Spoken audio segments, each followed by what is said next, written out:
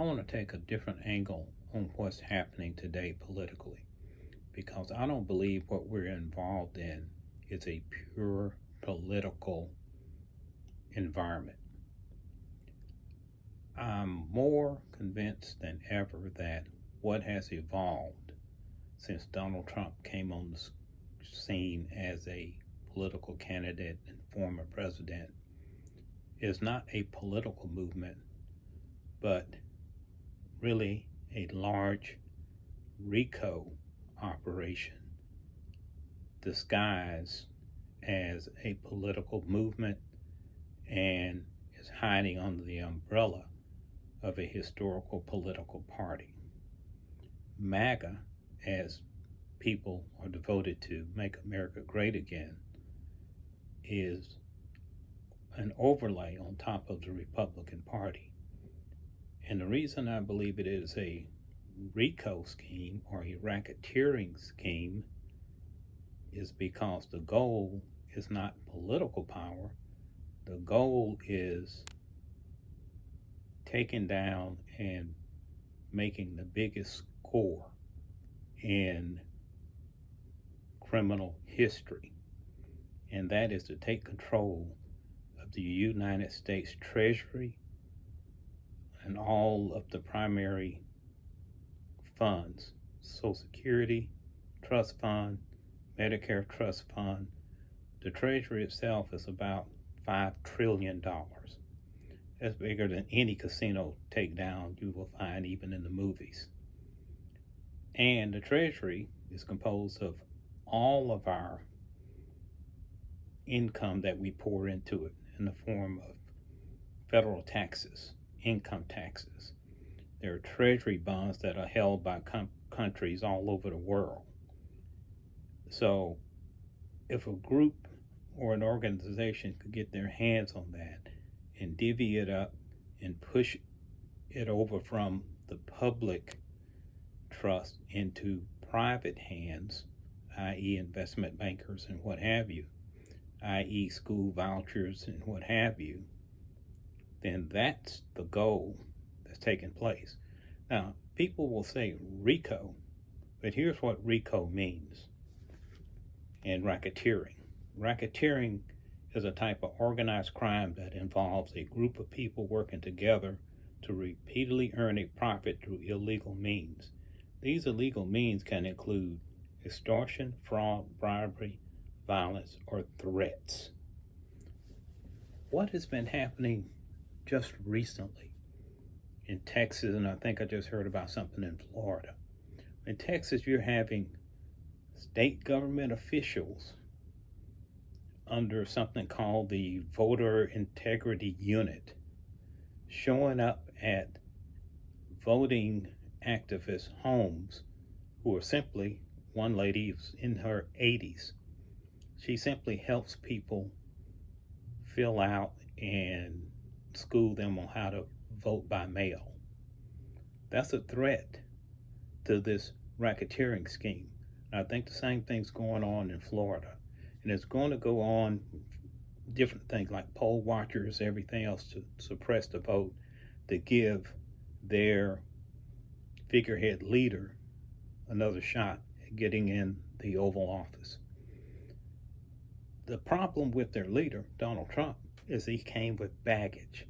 He came with the requisite lack of boundaries that they needed for someone to be involved in this. But his baggage is endangering the whole project. You know, the fraud that emanated from trying to hide his affair with a porn star, then falsifying business records. That felony conviction. The issue with the sexual assault that he was found liable for. The taking of the documents, government documents, and taking them to Mar-a-Lago.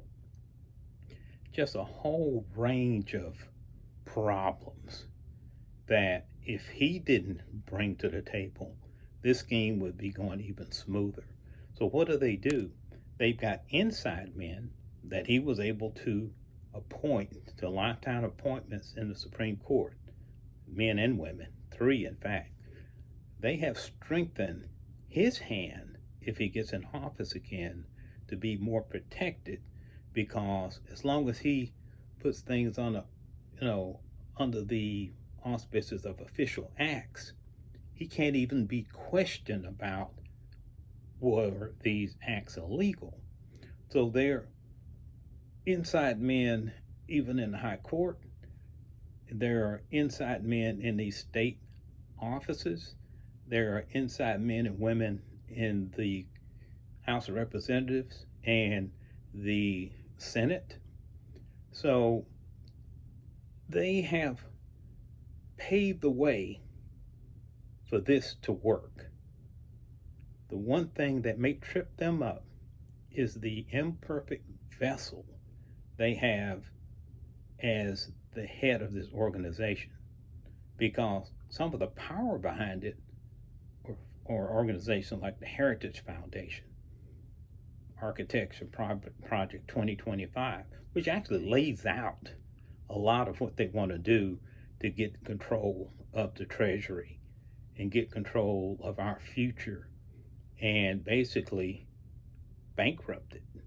Because even though the Treasury and the Social Security Trust Fund, all that, are worth $5-6 trillion, maybe $7-8 trillion, it owes much more because of obligations that go out into the future, maybe in the 40 trillion range. That's why they talk about deficit spending. But we're a sovereign country. We basically can print money. We raise the debt ceiling, do whatever we need to do. And imagine if that power goes away from people that are trying to manage it for our betterment and goes to people that are trying to manage it for their betterment.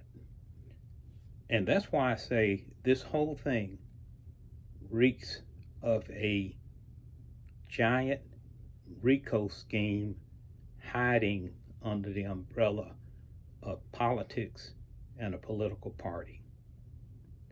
So don't be naive and think that this vote is just a regular, which direction politically are we going to lean, conservative or liberal or middle of the road? No, this vote is to preserve our ability to go forward as a sovereign nation that is looking after its citizens.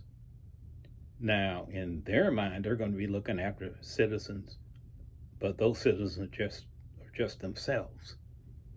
So when I start thinking about this, I said, it just might be fate that the person that is opposing their figurehead running for president is a former attorney general of the largest state in the nation, and is probably the right person to confront this guy, because she is used to dealing with this type.